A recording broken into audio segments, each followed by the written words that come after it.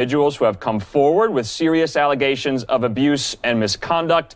Due to the multiple credible sexual harassment and misconduct allegations, it is clear that Governor Cuomo has lost the confidence of his governing partners and the people of New York. Governor Cuomo should resign. We also have just some sound from earlier from Governor Cuomo himself saying the exact opposite, that he will not resign.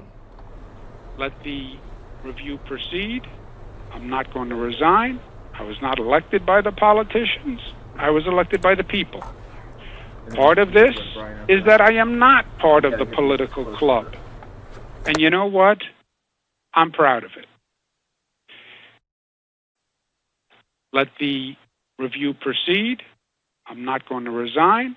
I was not elected by the politicians. I was elected by the people. Part of this is that I am not part of the political club. And you know what? I'm proud of it. And we're bringing in Fox's Brian Yennis now to break that all down for us. Brian, good to see you once again. My first question, though, lots of prominent Democrats, largely in the New York congressional delegation, calling for him to resign. Do you think this has broke the camel's back in a sense? Well, you just heard Governor Andrew Cuomo again say that he will not resign. And every single time he says that, he says it with more sort of just sureness that he won't. I don't see the governor resigning unless he really believes he will be impeached, unless the votes are there and that impeachment vote is imminent. And there's nothing yet, at least today, that shows that that impeachment vote would happen, say, next week. Right now, there is an impeachment investigation in the state assembly. They have to gather all the facts. There is the attorney general's investigation into the sexual misconduct allegations. That's going to take time. And Republicans have said that that's on purpose, that Democrats are just trying to buy the governor time. So again, yeah, I do not think that he will resign, at least not before this attorney general's investigation is complete. I really don't see it.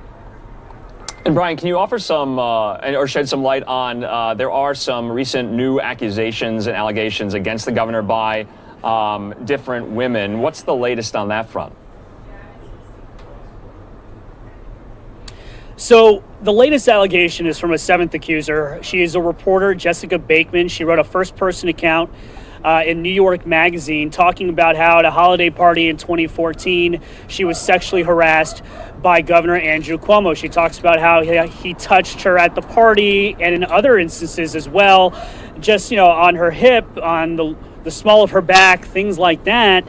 And she talked about the power dynamic and how she was intimidated by him.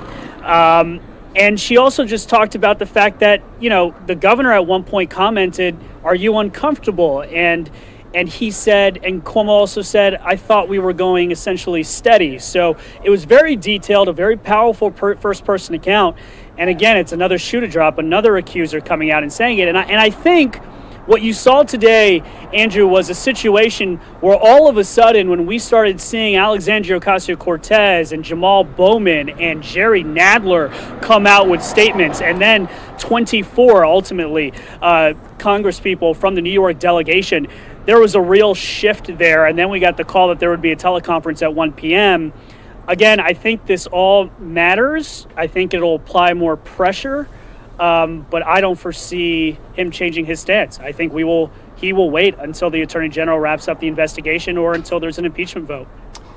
Yeah, and Brian, we're going to play out some of that conference call from earlier today. We aired that live here on News Now. We're going to play that again.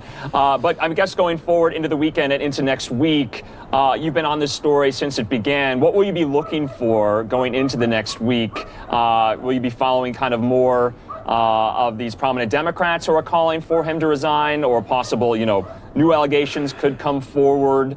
What do you make of it as it stands on this Friday night?